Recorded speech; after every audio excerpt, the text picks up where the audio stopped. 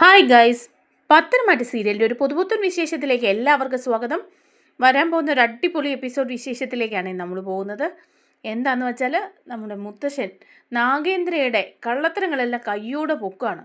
അതെങ്ങനെയാണെന്ന് വെച്ചാൽ ആ അമേരിക്കൻ കമ്പനിയുടെ ഒരു ഓർഡറിന് വേണ്ടിയിട്ട് ആദർശ് മുംബൈയിലേക്ക് പോകുന്നുണ്ട് കേട്ടോ. കൊട്ടേഷനൊക്കെ വിളിച്ചിട്ട് ആ പ്രോജക്റ്റ് എങ്ങനെയെങ്കിലും വാങ്ങിയെടുക്കുക എന്നുള്ള ഒരു ലക്ഷ്യത്തോടാണ് പോകുന്നത്. അപ്പോൾ മുത്തശ്ശൻ പറയുന്നുണ്ട് അവരൊക്കെ കാണും, ജ്വല്ലറിക്കാർ എന്തായാലും കാണും, നമുക്ക് ശത്രുക്കളായിട്ട് അവർ കാണുമെന്ന് പറയാം.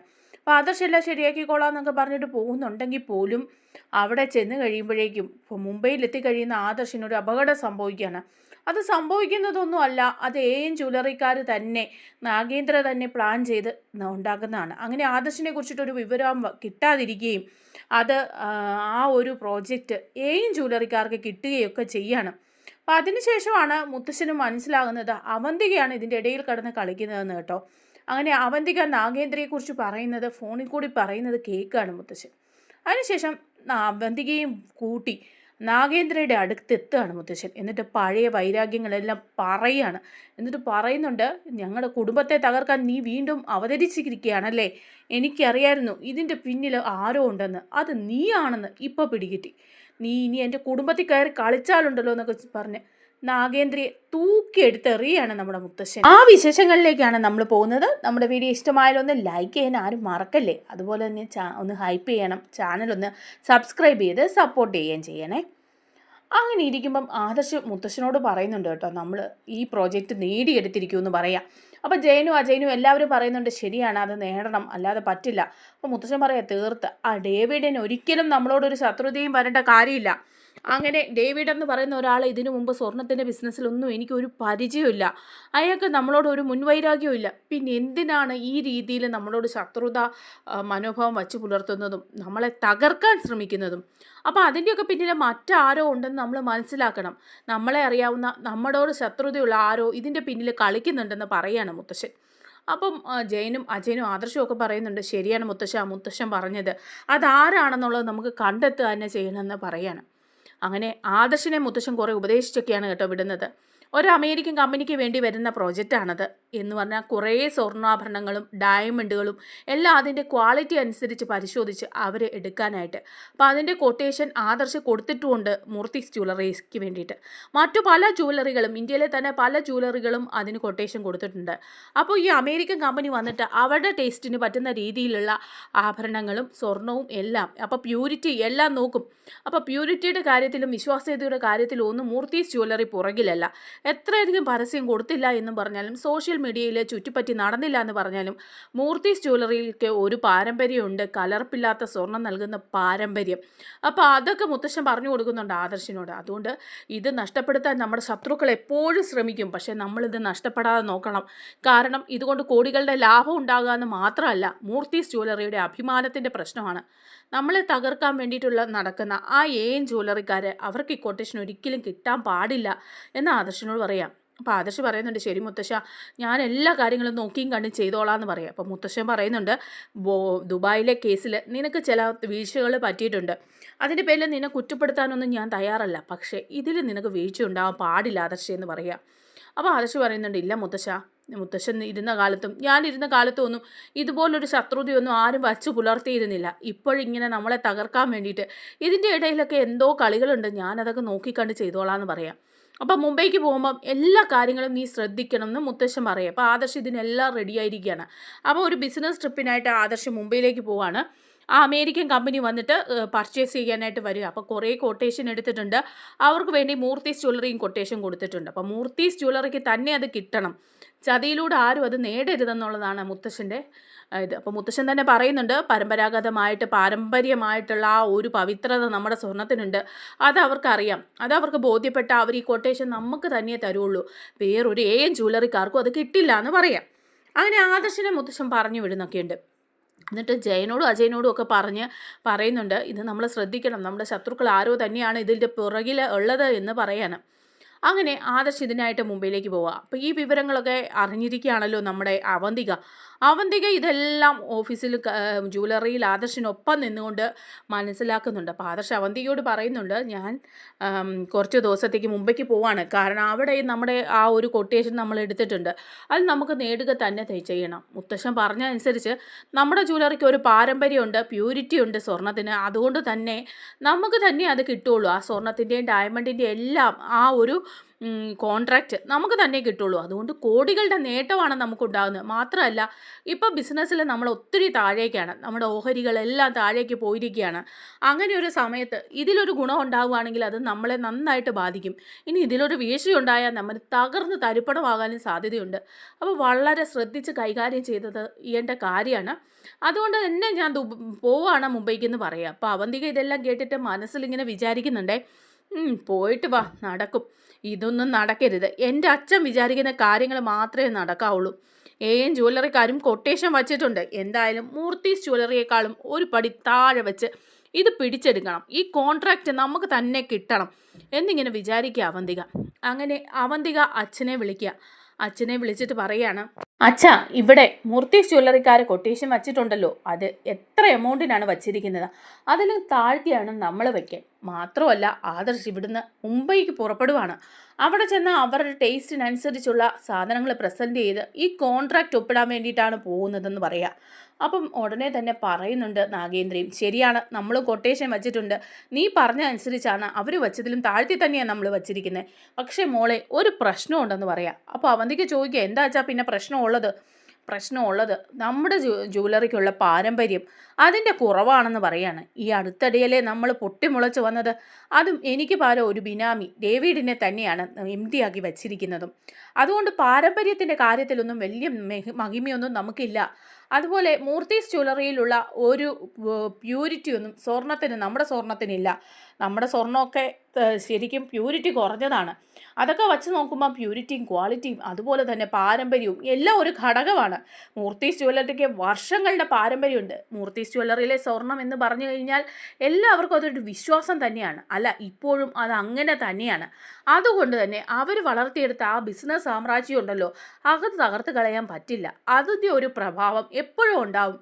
ഈ അമേരിക്കൻ കമ്പനി ഇതെല്ലാം നോക്കിയിട്ട് തന്നെയാണ് അവർ കോൺട്രാക്റ്റിൽ ഒപ്പിടുന്നത്. കാരണം എല്ലാ വിധത്തിലും നൂറുകണക്കിന് ജ്വല്ലറികൾ അവർക്ക് കൊട്ടേഷൻ കൊടുത്തിട്ടുണ്ട്. അതിൽ നിന്ന് തിരഞ്ഞെടുക്കുന്നത് ഏറ്റവും നല്ല ആളുകളെ ആയിരിക്കും.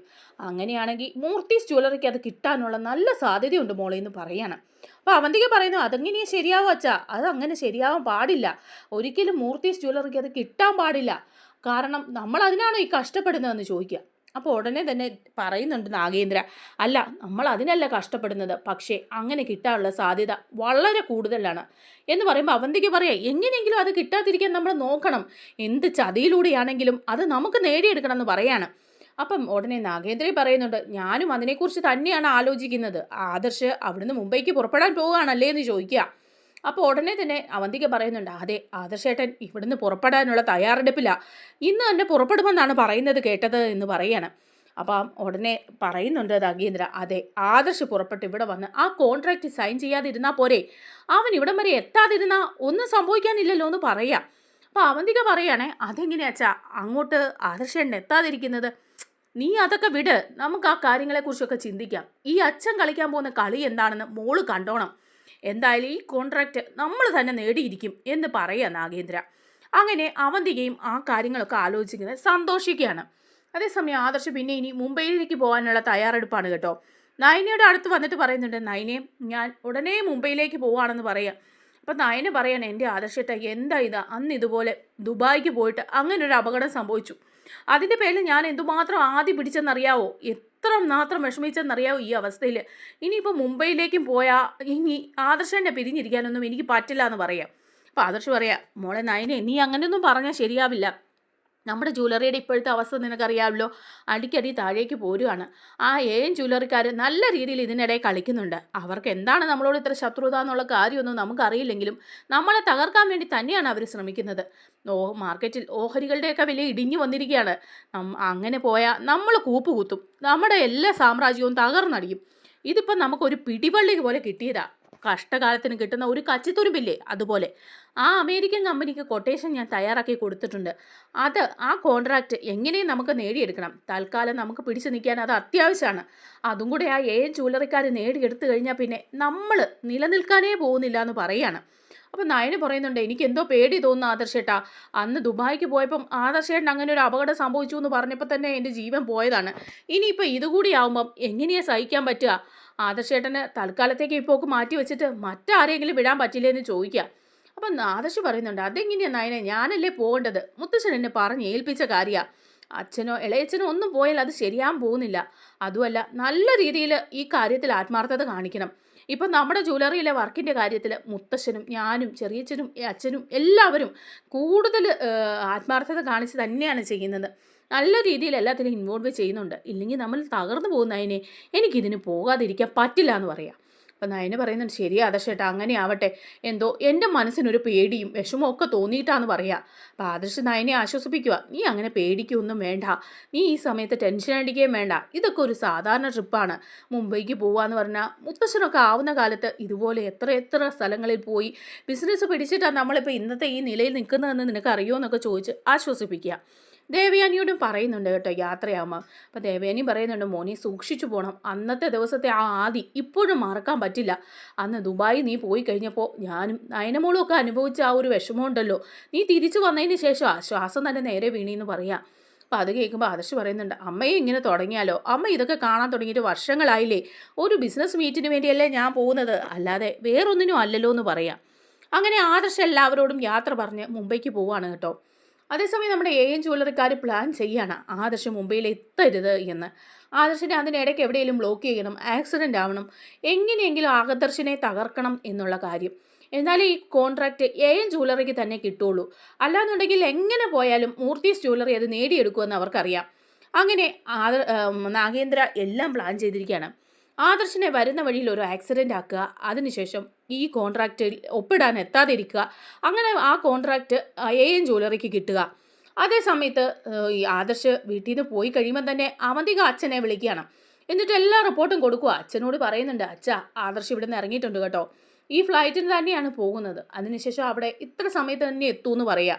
അപ്പം നാഗേന്ദ്ര പറയുന്നുണ്ട്, അതേ മോളെ, എല്ലാ വിവരങ്ങളും നീ പറയണം. ഇതിപ്പോൾ ചിലപ്പോൾ അവൻ്റെ അവസാനത്തെ യാത്രയായിരിക്കും എന്ന് പറയാം. അപ്പോൾ അവന്തിക്കും സന്തോഷമാവാണ്. അച്ഛനെല്ലാം പ്ലാൻ ചെയ്ത് വച്ചിരിക്കുകയാണോ എന്ന് ചോദിക്കുക അവന്തിക. അപ്പോൾ പറയുന്നുണ്ട് നാഗേന്ദ്ര, അതെ, എല്ലാം ഞാൻ പ്ലാൻ ചെയ്ത് വച്ചിരിക്കുകയാണ്. എങ്ങനെയെങ്കിലും അവനെ ഞാൻ ബ്ലോക്ക് ചെയ്യും. അവനിവിടെ എത്തില്ല. ആ അമേരിക്കൻ കമ്പനിയുമായിട്ട് മീറ്റപ്പ് നടത്താൻ പോകുന്നുമില്ല എന്ന് പറയുകയാണ് കേട്ടോ. അപ്പോൾ അത് കേൾക്കുമ്പോൾ അവന്തികയ്ക്കും അങ്ങ് സന്തോഷമാകും. ഇതോടെ നമ്മുടെ വിജയം ആരംഭിക്കും. ആദർശ് ഇല്ലാതായാൽ പിന്നെ മൂർത്തീസ് ജ്വല്ലറി ഉണ്ടാവില്ല. മറ്റുള്ളവർക്ക് ആർക്കും അവിടെ വരെ ഒന്നും എത്താനൊന്നും പറ്റില്ല. ആദർശ് ഇല്ലെങ്കിൽ തളർന്നു പോകും എല്ലാവരും എന്ന് പറയാം. അപ്പം നാഗേന്ദ്ര പറയാ, അത് തന്നെയാണ് എൻ്റെ ആവശ്യം, എനിക്ക് അത് തന്നെയാണ് വേണ്ടത്, ആദർശിനെ തകർക്കണം എന്ന് പറയാം. അങ്ങനെ പോകുന്ന വഴി ആദർശ് മുംബൈയിൽ ചെന്ന് കഴിഞ്ഞ് ഒരു ടാക്സിയിൽ പോവുകയാണ്. പോകുന്ന സമയത്ത് ഒരു ആക്സിഡൻറ്റ് ഇവർ ക്രിയേറ്റ് ചെയ്തിട്ട് ആദർശിനെ വണ്ടി ഇടിച്ച് വീഴ്ത്തുക. പിന്നെ ആദർശിനെ കുറിച്ചിട്ട് ഒരു വിവരവും ഇല്ല കേട്ടോ. ആദർശ് എവിടെയാണെന്നുള്ള വിവരം അറിയുന്നില്ല. മൂർത്തീസ് ജ്വല്ലറിയിൽ നിന്ന് പോയ ആദർശ് മുംബൈയിൽ എത്തിയിട്ടുമില്ല. എന്നാൽ വിളിച്ചിട്ട് ഫോൺ കിട്ടുന്നുമില്ല. ആകെ എല്ലാവരും ടെൻഷൻ ആവുകയാണ് കേട്ടോ. നയനയാണെങ്കിൽ ആദർശിനെ വിളിച്ചുകൊണ്ടേയിരിക്കുക. ആദർശിനെ കുറിച്ച് ഒരു വിവരവും കിട്ടാതെ വരുമ്പോൾ നയന ചെന്ന് ദേവയാനിയോട് പറയുന്നുണ്ട്, അമ്മേ ആദർശൻ്റെ എങ്ങാനും വിളിച്ചോ? ഇവിടുന്ന് പോയിട്ട് അവിടെ ചിലരുടെ സമയമൊക്കെ കഴിഞ്ഞല്ലോ. ആദർശനെ വിളിച്ചിട്ട് കിട്ടുന്നില്ല, ഫോൺ സ്വിച്ച് ഓഫ് ആണ്. എന്താ സംഭവിച്ചതെന്ന് അറിയില്ല. ഇതിപ്പം ദുബായിക്ക് പോയ പോലെ തന്നെയാണല്ലോ എന്ന് പറയാ. അപ്പോൾ ദേവയാനി പറയുന്നത്, ദുബായിക്ക് പോയ പോലെ ആകുന്ന എങ്ങനെയാ മോളെ? ഇത് മുംബൈക്കല്ലേ അവൻ പോയത്. അവൻ ഫ്ലൈറ്റ് ഇറങ്ങി റൂമിലൊക്കെ എത്താൻ താമസിച്ചിട്ടുണ്ടാവും, അതുകൊണ്ടായിരിക്കും അവൻ ഇങ്ങോട്ട് വിളിക്കും എന്ന് പറയാം. അതിനെ പറയുന്നുണ്ട്, അമ്മേ എനിക്ക് വല്ലാത്തൊരു ഭയം തോന്നുന്നുണ്ട് ഈ സമയത്ത് എന്ന് പറയുമ്പോൾ ദേവയാനി പറയാം, മോൾ അങ്ങനെ ഭയപ്പെടാനൊന്നും പോകണ്ട എന്ന് പറയാം. അങ്ങനെയൊക്കെ ഇവർ വെയിറ്റ് ചെയ്യുന്നുണ്ടെങ്കിലും പിന്നെയും കിട്ടുന്നില്ല. മുത്തശ്ശൻ വിളിച്ചിട്ടും ആര് വിളിച്ചിട്ടും ആദർശിനെ കുറിച്ചിട്ടോ വിവരവും ഇല്ല കേട്ടോ. അങ്ങനെ മുത്തശ്ശൻ അവിടെ വിളിച്ച് ചോദിക്കുക. അടുത്ത ദിവസം തന്നെയാണ് ഈ മീറ്റ് നടക്കുന്ന അന്ന് തന്നെ അവിടെ എത്തുന്നില്ല കേട്ടോ ആദർശ്. അപ്പോൾ അവിടെ ആദർശം എത്തിയിട്ടില്ലാത്ത വരുമ്പം കോൾ ഇങ്ങോട്ട് വരികയാണ്. കോൾ വന്നിട്ട് മൂർത്തീസ് ജ്വല്ലറിയിലേക്ക് മുത്തശ്ശനെ വിളിക്കുകയാണ് അവർ. എന്നിട്ട് പറയുന്നുണ്ട്, നിങ്ങളൊരു കൊട്ടേഷൻ തന്നിരുന്നു, പക്ഷേ നിങ്ങളുടെ ഒരു മെമ്പർ ഇവിടെ എത്തിയിട്ടില്ല, നിങ്ങളുടെ MD ആദർശ് ഇവിടെ എത്തുമെന്ന് പറഞ്ഞിട്ട് ഇതുവരെ എത്തിയിട്ടില്ലല്ലോ. ഞങ്ങൾക്കിപ്പോൾ കാര്യങ്ങളിലേക്കൊക്കെ മുന്നോട്ട് പോകേണ്ടതായിട്ടുണ്ട്. മറ്റാളുകൾ എല്ലാവരും ഇവിടെ എത്തിയിട്ടുണ്ട്. അതുകൊണ്ട് ഞങ്ങൾ ഈ ഒരു ലേലത്തിലേക്ക് കടക്കുകയാണെന്ന് പറയുകയാണ്. അപ്പം മുത്തശ്ശൻ പറയുന്നുണ്ട് ആദർശ് അവിടെ എത്തിയില്ലേ, ഇന്നലെ തന്നെ രാവിലെ പുറപ്പെട്ടതാണല്ലോ, വൈകിട്ട് അവിടെ എത്തേണ്ടതാണല്ലോ, അവിടെ റൂം എടുത്തിട്ടൊക്കെ ഉണ്ടായിരുന്നു, നിങ്ങൾ ആദർശിനെ വിളിച്ച് നോക്കിയോ എന്ന് പറയുമ്പോൾ അവർ പറയാം വിളിച്ചിട്ട് കിട്ടുന്നില്ല, അതുകൊണ്ടാണ് അങ്ങോട്ട് വിളിച്ചത്. ഇനിയിപ്പം ആദർശിന് വരാൻ ബുദ്ധിമുട്ടുണ്ടെങ്കിൽ ഞങ്ങൾ വേറെ നോക്കിക്കോളാം, അല്ലെങ്കിൽ ഉടനെ എത്തുമെന്ന് നിങ്ങളൊന്ന് അറിയിക്കാനൊക്കെ പറയുമ്പോൾ മുത്തശ്ശനാകെ വെപ്രാളമാകുക. മുത്തശ്ശൻ അവിടെ വിളിച്ച് ചോദിക്കുമ്പോൾ അവിടെ ആ റൂമിലൊന്നും ആദർശ് എത്തിയിട്ടില്ല. ഇവിടുന്ന് പോയ ആദർശിനെ കുറിച്ചിട്ട് പിന്നെ ഒരു വിവരവും ഇല്ല കേട്ടോ. ആകെ മൊത്തം അനന്തപുരിയിൽ പഴയതുപോലെ ആകെപ്പാടെ അങ്കലാപ്പാവുകയാണ്. നയന പൊട്ടിക്കരയാണ്. നയന പറയുന്നുണ്ട് എന്താ ഇതിപ്പോൾ ഇങ്ങനെയൊക്കെ സംഭവിക്കുന്നതെന്ന് പറയാനും പറ്റുന്നില്ലല്ലോ, ഒരു വിവരവും ഇല്ല ആദർശനെ കുറിച്ച്. ദുബായിക്ക് പോയിട്ടും ഇങ്ങനെ തന്നെയായിരുന്നു, ചുറ്റും ശത്രുക്കളാണ്, എല്ലാവരും ചതിക്കും, എൻ്റെ ആദർശൻ എന്തു പറ്റിയോ ആവോ എന്നൊക്കെ പറഞ്ഞ് ആ പാടെ ടെൻഷൻ അടിക്കുക നയന ദേവയാനി എല്ലാവരും പൊട്ടിക്കരയാണ് കേട്ടോ. മുത്തശ്ശനും ഒരു വിവരവും കിട്ടുന്നില്ല ഇവിടുന്ന് പോയി കഴിഞ്ഞാൽ ആദർശന് എന്താ സംഭവിച്ചതെന്ന്. മുത്തശ്ശൻ എന്നാലും നയനയും ദേവയാനിയൊക്കെ ആശ്വസിപ്പിക്കുക. എന്നിട്ട് പറയുന്നുണ്ട് നമുക്കിതൊക്കെ അറിയാം, എങ്ങനെയെങ്കിലും കാര്യങ്ങളൊക്കെ അറിയാം, ഞാനവിടെ അന്വേഷിക്കാനൊക്കെ പോലീസിലൊക്കെ കംപ്ലയിൻറ്റ് ചെയ്തിട്ടുണ്ട്, പരിചയമുള്ള ഒരുപാട് പേരെ കൊണ്ട് മുംബൈയിലൊക്കെ അന്വേഷിപ്പിക്കുന്നുണ്ട്, പക്ഷേ ഒരു വിവരവും കിട്ടുന്നില്ല എന്ന് പറയാം. അങ്ങനെ ഇരിക്കുമ്പം എന്താണ് സംഭവിച്ചത് ആദർശനെന്ന് അറിയുന്നില്ല. അതേസമയം ഈ കോൺട്രാക്റ്റും കൊട്ടേഷനും ഒക്കെ എയിം ജ്വല്ലറിക്കാർക്ക് കിട്ടുകയാണ്. കാരണം സമയത്ത് ആദർശും മൂർത്തി ജ്വല്ലറിയിലെ ആരും അവിടെ ചെല്ലാത്തത് കൊണ്ട് തന്നെ അത് എയിം ജ്വല്ലറിക്കാർ നേടിയെടുക്കുകയാണ് ചെയ്യുന്നത്. ആ അമേരിക്കൻ കമ്പനിയുടെ ആ ഒരു കോൺട്രാക്റ്റ് എയിം ജ്വല്ലറിക്ക് കിട്ടുകയും കോടികളുടെ ലാഭം ഉണ്ടാവുകയും ചെയ്യാണ്. അതുപോലെ തന്നെ മൂർത്തി ജ്വല്ലറി വീണ്ടും താഴേക്ക് പോവുകയാണ്, തകർന്നടിയാറായ അവസ്ഥയാണ്. മാത്രമല്ല ആദർശില്ലാത്ത വിഷമത്തിൽ വീട്ടിലും എല്ലാവരും വിഷമിച്ചിരിക്കുകയാണ് കേട്ടോ. ആ സമയത്താണ് ഒരു കോള് വരുന്നത്. ജയനാണ് കോൾ എടുക്കുന്നത്. അപ്പം ജയനുടെ എയിം ജ്വല്ലറിയിലെ MD ഡേവിഡ് വിളിക്കുകയാണ്. എന്നിട്ട് പറയുന്നുണ്ട് ദേ നിങ്ങളുടെ ആദർശിനെ കുറിച്ചിട്ടൊരു വിവരവും ഇല്ലല്ലോ, ഇവിടെ ആ കൊട്ടേഷൻ ഞങ്ങൾക്ക് തന്നെ കിട്ടി, ഞങ്ങളത് നേടിയെടുത്തെന്ന് പറയണം. അപ്പം ജയൻ പറയുന്നുണ്ട് നിങ്ങൾ ആദർശിനെ എന്തെങ്കിലും ചതിയിലൂടെ വീഴ്ത്തിയിട്ടുണ്ടെങ്കിൽ സൂക്ഷിച്ചോ, ഞങ്ങൾ വെറുതെ വിടില്ല എന്ന് പറയാം. അപ്പോൾ പറയുന്നുണ്ട് ഞങ്ങൾ എന്ത് ചതിക്കാനാ, ഇവിടെ സമയത്തെത്തുന്നത് നിങ്ങളുടെ ഉത്തരവാദിത്തമാണ്, അവൻ ഇതിലേ പോയിരിക്കുന്നതെന്ന് ആർക്കറിയാം, നിങ്ങൾക്ക് ഞങ്ങൾ മാത്രമല്ലല്ലോ ശത്രുക്കളുള്ളത്, വേറെ പലരും ഉള്ളി, അവരാരെങ്കിലും അവന് പണി കൊടുത്തിട്ടുണ്ടോ എന്ന് ആദ്യം നോക്ക്, ഇതുവരെ മുംബൈയിൽ എത്തിയിട്ടില്ല, അതുകൊണ്ട് തന്നെ ഞങ്ങൾക്കത് കിട്ടി കേട്ടോ, ഇത് വലിയ സന്തോഷമുള്ള കാര്യം ഞങ്ങൾക്ക്, ഞങ്ങൾ ഓരോന്നായിട്ട് ഇങ്ങനെ നേടിയെടുക്കുകയാണ്, ദുബൈയിൽ ഞങ്ങൾ സാമ്രാജ്യം സ്ഥാപിച്ചെടുത്ത് ഇനി കേരളത്തിലും അങ്ങനെ തന്നെ സ്ഥാപിക്കൂ എന്ന് പറയാണ്. അപ്പോൾ ഇതൊക്കെ കേൾക്കുമ്പോൾ ജലജയ്ക്ക് സന്തോഷമാവുക. ജലജയും അബിയും കൂടി ഇങ്ങനെ സംസാരിക്കുകയാണ്. അപ്പോൾ ജലജ അബിയോട് പറയുന്നുണ്ട് എടാ അബി നമ്മുടെ സമയം ഇപ്പം നല്ലതാണെന്നോ തോന്നുന്നത്, നമ്മളെ ഇവിടെ അടുക്കളയിലിട്ട് ഇങ്ങനെ പണിയിപ്പിക്കുന്നില്ലേ, അതിൻ്റെയൊക്കെ ഫലം ഏടത്തേക്കും നയനയ്ക്കും ഒക്കെ കിട്ടുന്നുണ്ടെന്ന് പറയാം. അപ്പോൾ അബി ചോദിക്കുന്നുണ്ട് എന്താമേ നീ ഒന്നും അറിഞ്ഞില്ലേ കാര്യങ്ങൾ, നീ എങ്ങനെ അറിയാനാ, നീ ഇപ്പോൾ അടുക്കളപ്പണിയും ചെയ്ത് ഭാര്യയെ നോക്കി ഇങ്ങനെ വീടിൻ്റെ അകത്ത് ഇരിക്കുന്നത് കാരണം കാര്യങ്ങൾ വല്ലതും അറിയുന്നുണ്ടോ, ആദർശില്ലേ അവനെ കുറിച്ചിട്ട് ഇപ്പോൾ ഒരു വിവരവും ഇല്ലാന്ന്, അവനെക്കുറിച്ച് വിവരമില്ലെന്നോ, അവനെന്തോ ബിസിനസ് മീറ്റിന് മുംബൈക്ക് പോയെന്നല്ലേ കേട്ടത്, എടാ അവൻ മുംബൈയിൽ എത്തിയിട്ടില്ല, ഇവിടുന്ന് പോവുകയും ചെയ്തിട്ടുണ്ട്, പക്ഷേ മുംബൈയിൽ എവിടെയോ ചെന്ന് കഴിഞ്ഞ് അവനെ ആരോ കിഡ്നാപ്പ് ചെയ്യോ തല്ലിക്കൊല്ലുവോ എന്തോ ചെയ്തിട്ടുണ്ട്, എന്തായാലും ആ കോൺട്രാക്റ്റിന് അവിടെ ചെല്ലാനായിട്ട് അവന് പറ്റിയിട്ടുമില്ല, ആ മീറ്റപ്പിൽ പങ്കെടുത്തിട്ടുമില്ല, ആ കോൺട്രാക്റ്റ് നമ്മുടെ എയിം ജ്വല്ലറിക്കാണ് കിട്ടിയിരിക്കുന്നത്, അല്ലാതെ ആദർശന് നമ്മുടെ മൂർത്തി ജ്വല്ലറിക്ക് കിട്ടിയില്ല, അത് അവർക്കൊരു നേട്ടം തന്നെയല്ല നമുക്കൊരു കോട്ടം കൂടിയാണെന്ന് പറയുമ്പോൾ അബിക്ക് സന്തോഷമാവുക.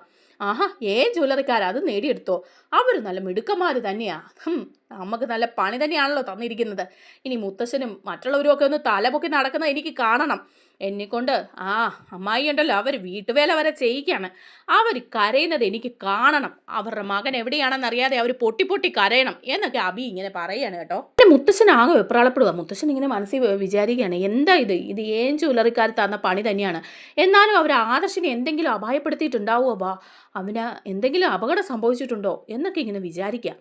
അങ്ങനെ ഇരിക്കുമ്പോഴാണ് കേൾക്കുന്നത് കേട്ടോ, ആദർശ് പോയ ഒരു ടാക്സി അത് ആക്സിഡൻ്റ് ആയി ഒരു സ്ഥലത്ത് വെച്ചിട്ട്, പക്ഷേ വണ്ടി ആക്സിഡൻ്റ് ആയിട്ടുണ്ടെങ്കിൽ പോലും ആദർശിനെ കുറിച്ചിട്ട് ഒരു വിവരവും ഇല്ല. ആദർശ് ഒരു കൊക്കയൊക്കെയുള്ള സ്ഥലത്ത് വെച്ചിട്ടാണ്, ആ കൊക്കയുടെ അവിടെ വെച്ചിട്ട് തന്നെയാണ് ആക്സിഡൻ്റ് ഉണ്ടായത്, അതുകൊണ്ട് തന്നെ മരണപ്പെടാൻ സാധ്യതയുണ്ട്, കൊക്കയിലേക്ക് പോകാൻ സാധ്യതയുണ്ടെന്നും അതുകൊണ്ട് ബോഡി പോലും കിട്ടാൻ സാധ്യതയില്ല എന്നും ഒക്കെ നാട്ടിലറിയാണ്. നയനെ അന്നേരം ബോധം കെട്ട് വീഴുവാണ്. ഇത് കേൾക്കുമ്പോഴേ നയന ബോധം കെട്ട് വീഴുക. നയനെ ഹോസ്പിറ്റലിൽ അഡ്മിറ്റ് ചെയ്യുകയാണ്. ആ സമയത്ത് ആദർശനെ കുറിച്ച് മുത്തശ്ശനൊക്കെ വീണ്ടും അന്വേഷിക്കുന്നുണ്ട്. 1-2 ദിവസം കൂടി അന്വേഷിക്കുകയാണ്. എന്നിട്ടും ആദർശനെ കുറിച്ചിട്ട് ഒരു വിവരമില്ല. ഹോസ്പിറ്റലുകളിലൊക്കെ അന്വേഷിക്കുന്നുണ്ട്, പക്ഷേ ആദർശനെ കുറിച്ച് ഒരു വിവരമില്ല. അപ്പോൾ പിന്നെ തീരുമാനിക്കുകയാണ് ആദർശ് മരിച്ചു എന്ന്. അവിടുത്തെ പോലീസ് അറിയിക്കുകയാണ് മരിച്ചതായിട്ട് കണക്ക് കൂട്ടാന്നുള്ള കാര്യം. എല്ലാവർക്കും ഭയങ്കര വിഷമാവുകയാണ്. അനന്തപുരി ഒരു മരണ വീട് തന്നെയായി എല്ലാവരും കരഞ്ഞുകൊണ്ടിരിക്കുക. മുത്തശ്ശിയും ദേവയാനി എല്ലാം തകർന്നടിച്ചിരിക്കുക. നയനയാണെങ്കിലോ ബോധം കെട്ട് ഹോസ്പിറ്റലിലോ. ആ സമയത്ത് എന്നാൽ ആദർശിൻ്റെ അന്ത്യകർമ്മങ്ങളൊക്കെ ചെയ്യാം എന്നുള്ള കണക്കുകൂട്ടലാണ്. അതുപോലും ചെയ്യാതിരിക്കാൻ പറ്റില്ലല്ലോ, മരിച്ചിട്ടിപ്പം ഇത്രയും ദിവസമായില്ലേ, അതുകൊണ്ട് തന്നെ അന്ത്യകർമ്മങ്ങൾ ചെയ്യാനായിട്ട് അവർ തീരുമാനിക്കുകയാണ് കേട്ടോ. അങ്ങനെ തീരുമാനിക്കുമ്പോൾ നയനയുടെ കൂടെ അനുമതി വേണമല്ലോ. ആ സമയത്താണ് നയനയ്ക്ക് ബോധം വീഴുക.